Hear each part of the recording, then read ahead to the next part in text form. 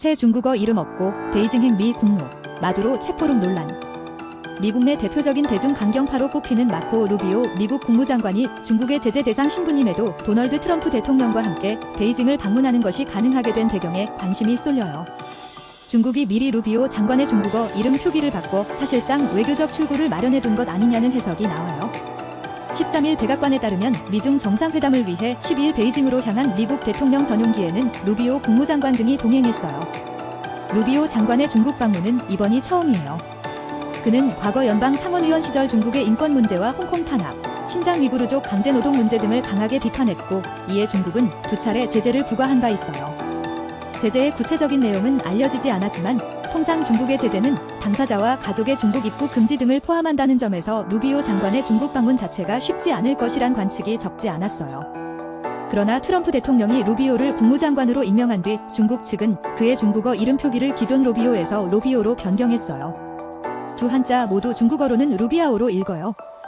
중국이 루비오 장관의 중국어 이름을 바꾼 것은 과거 제재 대상인 로비오와 현재의 국무장관 로비오를 구분해 외교적 문제를 해결하려는 조치로 풀이돼요.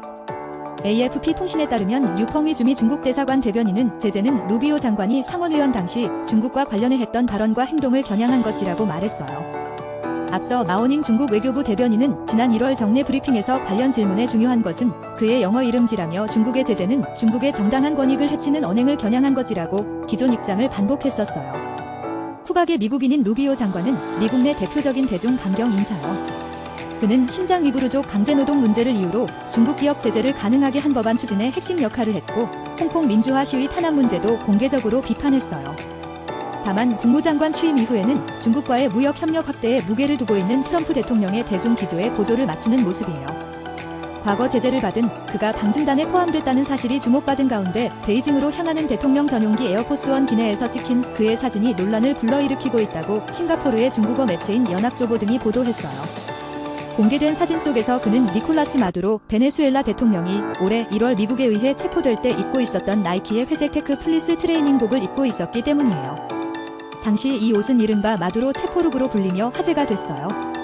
스티븐 청 백악관 공보국장은 이날 루비오 장관의 사진을 자신의 X 계정에 올리면서 루비오 국무장관이 에어포스원에서 나이키 테크 베네수엘라 입고 있다고 말했어요. 이에 대해 중국 온라인에서는 루비오 국무장관이 중국의 제재를 조롱하는 것이자 중국을 도발하려는 것이라는 등 부정적인 반응이 줄을 이었어요.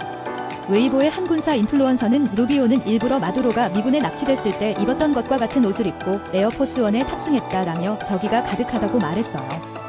친중 성향의 홍콩 매체인 대공문해망은 웨이보의 루비오 국무장관의 사진과 함께 제재를 받은 것은 루비오 상원의원이지 저는 관련이 없습니다. 라는 비아냥 섞인 글을 올렸어요.